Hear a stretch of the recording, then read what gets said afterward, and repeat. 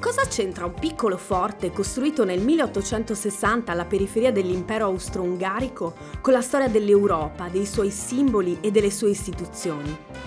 Lo scopriamo insieme a Luca, che da Forte Cadine ci riporta a prima della Grande Guerra, e con Denis, che ci spiega l'ABC per essere cittadini e cittadine d'Europa.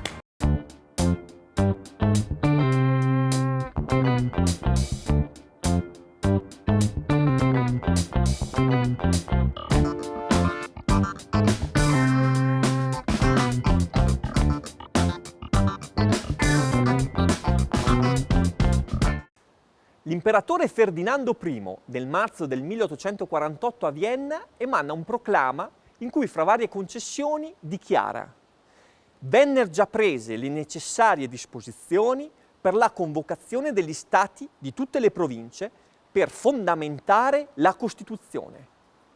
Come mai un sovrano fino allora assoluto concede la Costituzione?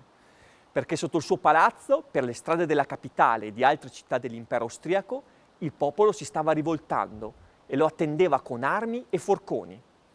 Qualche mese dopo all'imperatore non rimane altro che farsi da parte e cedere il trono al nipote, il giovanissimo Francesco Giuseppe, che rimane alla guida dell'impero fino alla sua morte, avvenuta nel 1916, durante la Prima Guerra Mondiale. E la Costituzione promessa?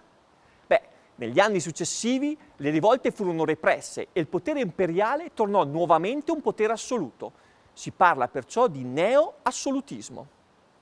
Nel 1861 Francesco Giuseppe, per garantirsi il supporto della ricca borghesia e placare i malumori interni al suo impero, proclama la Patente di Febbraio, in pratica una nuova Costituzione in cui si concede il potere legislativo al Consiglio, il Parlamento dell'impero. Dopo le sconfitte militari nella guerra austro-prussiana e nella terza guerra di dipendenza italiana, tutto cambia nell'impero. È il 1867, una data fondamentale nella storia dell'impero asburgico. Viene siglato un accordo con la parte ungherese, chiamato Compromesso, che divide in due l'impero austro-ungarico. Francesco Giuseppe diventa quindi imperatore d'Austria e re d'Ungheria. Per placare le richieste anche della parte austriaca, è adottata solo in questa parte dell'impero una nuova Costituzione, chiamata Legge fondamentale dello Stato. È divisa in 5 parti più la cosiddetta legge di delega, che regola l'accordo con l'Ungheria. La Costituzione garantisce per la prima volta ai cittadini le libertà personali fondamentali, l'uguaglianza dinanzi alla legge, la possibilità di radunarsi e formare delle società, sancisce anche le libertà di opinioni e di stampa. Inoltre, molto importante in questo grande impero, garantisce la parità e la tutela dei gruppi nazionali, che possono conservare la loro lingua e coltivare la propria cultura. Questo invece non avviene nella parte ungherese dell'impero, dove per legge esiste solo una lingua ufficiale. 1948. Sulle macerie della Seconda Guerra Mondiale, il 10 dicembre, l'Assemblea Generale delle Nazioni Unite approva la Dichiarazione Universale dei Diritti Umani. L'articolo 1 inizia così: tutti gli esseri umani nascono liberi ed eguali in dignità e diritti. 1950-1959. Il neonato Consiglio d'Europa pubblica una convenzione per la salvaguardia dei diritti dell'uomo e delle libertà fondamentali. Per assicurare il rispetto degli impegni assunti, 9 anni dopo viene istituita a Strasburgo la Corte europea per i diritti dell'uomo. 2000. Il Consiglio europeo approva la Carta dei diritti fondamentali dell'Unione Europea, che in Italia chiamiamo anche Carta di Nizza. Definisce un gruppo di diritti e libertà di rilevanza eccezionale garantiti a tutti i cittadini e le cittadine dell'Unione. Les enfants de la patrie. Perché canto male la Marsigliese? Ai tempi di Forte Cadine l'Europa ha appena visto la primavera dei popoli, come si ricordano le rivolte del 1848. In quell'anno in tutto il continente il popolo era sceso in piazza per chiedere diritti, chiedeva una Costituzione e con una forza tale da diventare uno scossone che fa tremare tutta l'Europa, dove bene o male I vari paesi accettano di modificare i propri ordinamenti per una maggior partecipazione del popolo alla vita pubblica. Nel 1848 quindi si fa come in Francia. Ecco perché vi canto male la Marsigliese. Il modello che molti hanno in testa è la Costituzione francese del 1791, la prima Costituzione moderna d'Europa. Era stata scritta negli anni della Rivoluzione, prendendo a sua volta come ispirazione un documento altrettanto rivoluzionario, la Dichiarazione dei diritti dell'uomo e del cittadino del 1789. In questo documento le libertà di uomini e donne vengono messe nero su bianco e si parla di diritti fondamentali, quelli che abbiamo automaticamente quando nasciamo, che nessun potere può toglierci. Ma torniamo all'Europa e ci facciamo una domanda secca.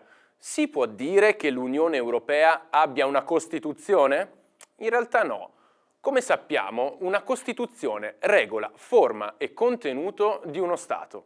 Da una parte perciò definisce il potere pubblico, in che ambiti per esempio viene esercitato, come e da chi. Dall'altra invece sancisce e tutela i diritti dei suoi cittadini. L'Unione Europea invece è un organismo sovranazionale, una sorta di associazione che ha le sue regole ma sta al di sopra degli Stati. Quindi l'UE riconosce e tutela tutte le costituzioni dei suoi membri ma non può interferire con esse, anche se, come sappiamo, una certa influenza sulle politiche di uno Stato membro l'Unione ce l'ha.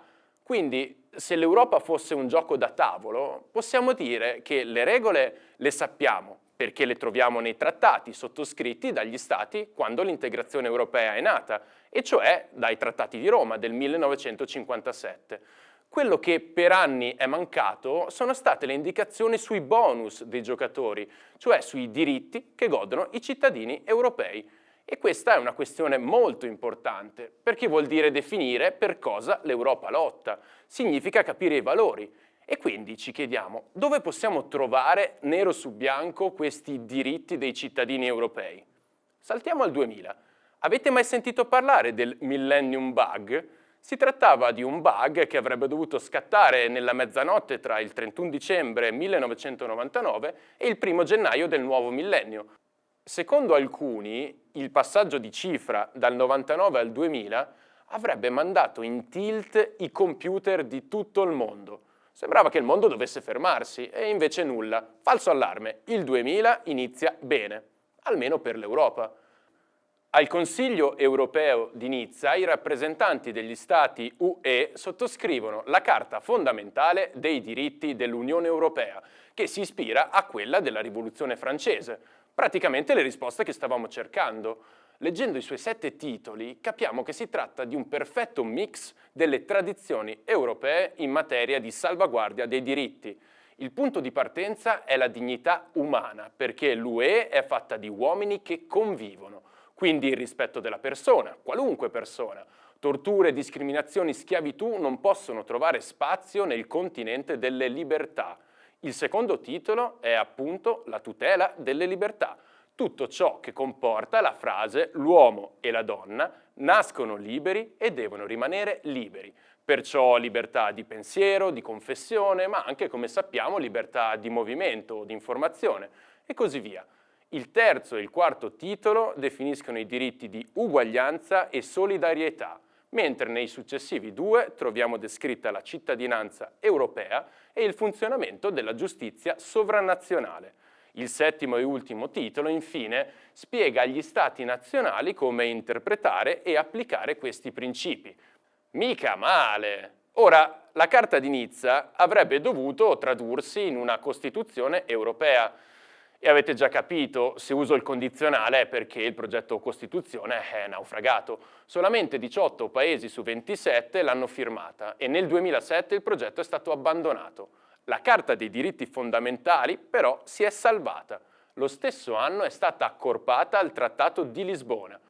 Per il futuro staremo a vedere. Chiunque vorrà farsi interprete della costruzione, come diceva Altiero Spinelli, di un potere democratico europeo, dovrà per forza passare dalla Carta dei diritti. Il 28 agosto 1913 viene inaugurato il Palazzo della Pace all'Aia nei Paesi Bassi e Andrew Carnegie, uno degli uomini più ricchi di tutti i tempi, ma anche un grande filantropo, scrive sul suo diario: "Questo è il giorno più felice della mia vita". Perché non solo a quel progetto Mr. Carnegie aveva donato $1,5 milioni, ma perché credeva nell'idea di costruire un simbolo che esprimesse il desiderio mondiale di pace. Oggi questo splendido edificio è sede della Corte Internazionale di Giustizia, un organo delle Nazioni Unite, e della Corte Permanente di Arbitrato. Il Palazzo della Pace è stato anche tra i primi siti a ottenere il marchio del patrimonio europeo. Forse proprio perché ci ricorda che l'idea di Europa si fonda sul valore della convivenza pacifica.